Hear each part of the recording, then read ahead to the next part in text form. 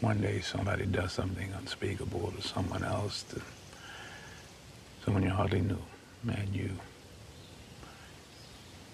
do something about it because you can. We get this story from KOAA News. The suspect who died following a shooting involving police in Pueblo, Colorado Tuesday evening has been identified. Pueblo Police Chief Chris Miller says he was 34-year-old Billy Soto. Now, according to the police, Soto had an attempted murder warrant for shooting in Pueblo that happened in February. The incident happened around 7:15 p.m.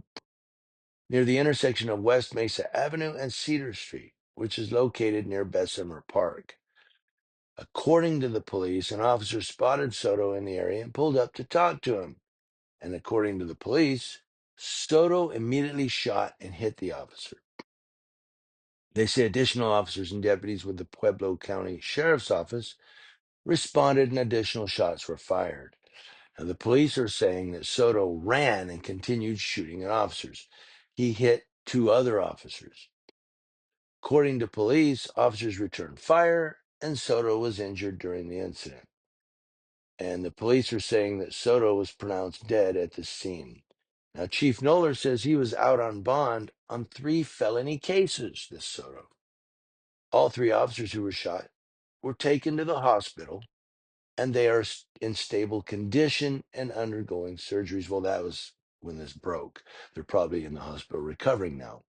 At this time, the names of the officers were not released.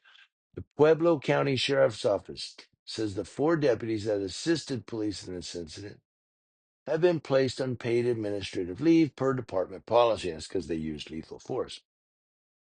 The 10th Judicial District Critical Incident Response Team, or CRIT, which is led by the Colorado Bureau of Investigation, will conduct that investigation. Now, Colorado Governor Jared Polis released the following statement regarding this incident. Our men and women in uniform work every day on the front lines and put themselves in harm's way to protect our lives and communities. Pueblo is a strong community, especially in tough times like this. I am closely monitoring the situation, getting regular updates, and the Colorado Bureau of Investigation is actively supporting the investigation with support from State Patrol. I applaud the actions of everyone involved in stopping this violent suspect and am praying for the 3 officers who were injured in this attack. Chief Noller also said the blood of his officers lays at the steps of the Capitol. He says the soft on crime legislation passed by lawmakers let Soto go loose. And that's the thing they're saying in California, too, is they got this thing where you only serve half the time, which we'll get to, which we got to yesterday. But yeah, you only serve half the time, and or you know, there you get out early, or they release this guy on bond, and so the chief is very upset at the soft on crime legislation that Colorado has. California's got the same thing, soft on crime. They're letting felons out. We're overcrowded, so we're going to let certain felons out.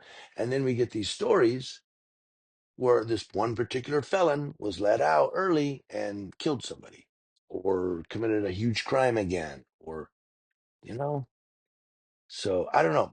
I don't know what the answer is, but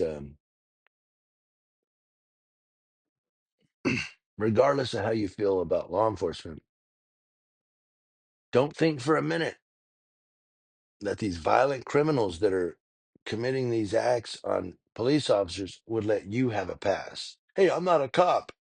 I don't care. I'm just saying.